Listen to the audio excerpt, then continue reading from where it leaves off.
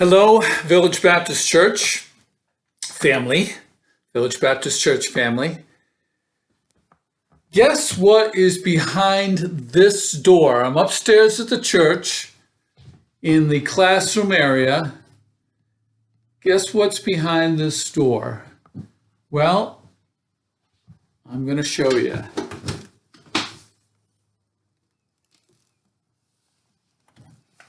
This is the fire escape and the beautiful view that can be had up here.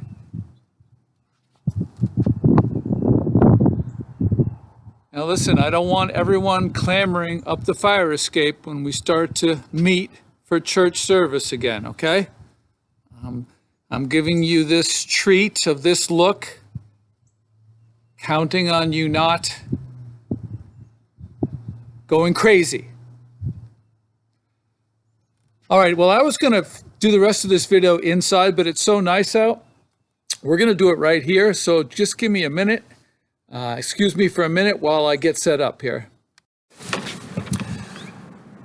Hi, this is Thursday, April 23rd. Okay, so I want to talk about fear today. Does anybody have a fear of heights? You might not like it up here, but I think it's beautiful. I have a tiny bit of fear for heights, but it makes me fascinated by heights too. And I think heights are just wonderful. When I was in the construction business, actually, the higher up on the house I was, it seemed like the happier I was. I liked working up on the roof or up high in the framing aspect of building. Fear, fear, fear, fear.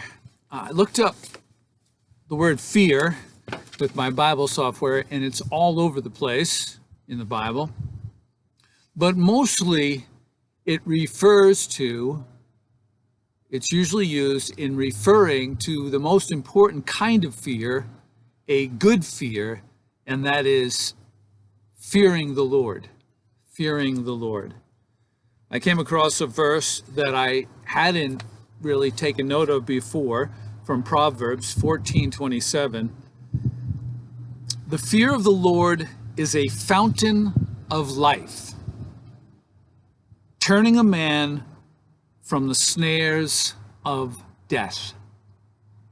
I love that. The fear of the Lord is a fountain of life, turning a man from the snares of death.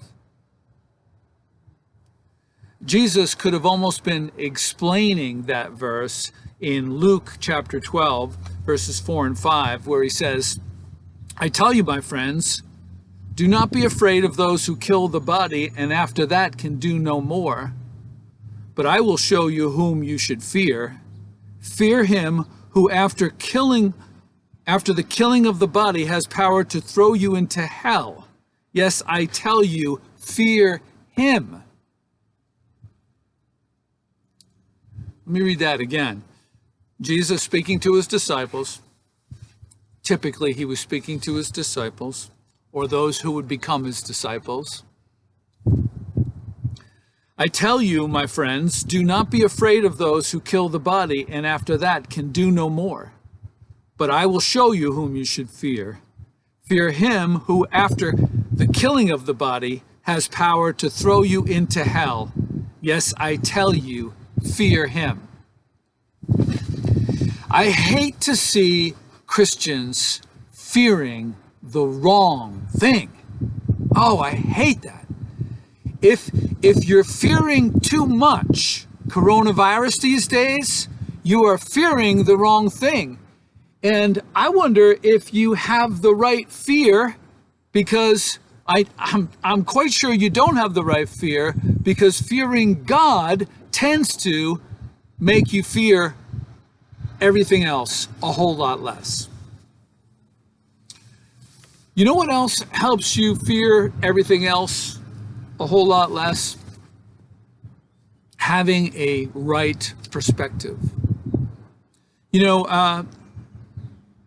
our news these days is totally reliant on good ratings because they're selling the products that that companies are willing to advertise during that news program. And the more viewers they get, the more they can charge for those advertisers for those minutes of airtime during the news program. And so the news programs are very, very interested in providing stuff that you find interesting, maybe fascinating, and maybe makes you afraid, because you're going to want more. You're not going to want more fear, but you're going to want more information about that which makes you afraid. And so the news programs sensationalize, and they help to contribute to our fear. I've heard lots of ministers and others say, you know what, maybe you should limit your news time, your news program time. But perspective and truth, Jesus said the truth will set you free. Truth is important, and perspective is important, and can also eliminate or help to alleviate or reduce our fears. So I was on the Maine CDC website today, and I wanted to get some perspective about coronavirus deaths. So and I wanted it to be about where we all live. We live in York County, Maine.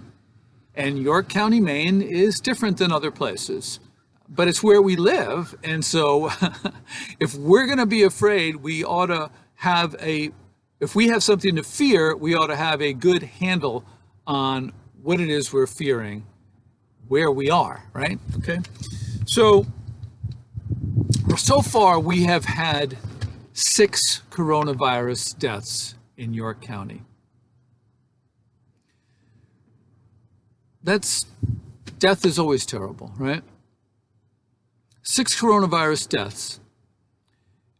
That number is going to go up, almost without a doubt. What's it going to go up?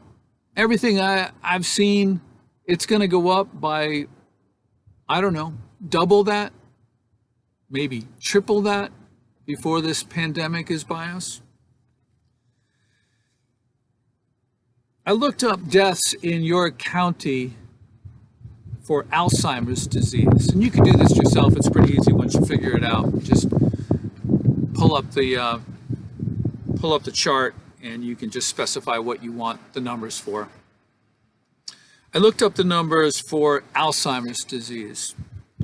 In 2018, there were 92 deaths from Alzheimer's disease. 2017, it was 104. 2016, it was 89. So 92 in 2018 was a relatively consistent number with numbers that have come out in the last few years. Coronavirus deaths in York County are going to have to go up by a factor of 15 to match that number this year. Does anybody expect the coronavirus numbers to go up by a factor of 15? I don't think so. Not according to what I've been looking at, reading about. Let's see, what else? I tried to pick out some issues that we all might face. The next one is something any one of us could face, and it is deaths by fall. Falling causing death.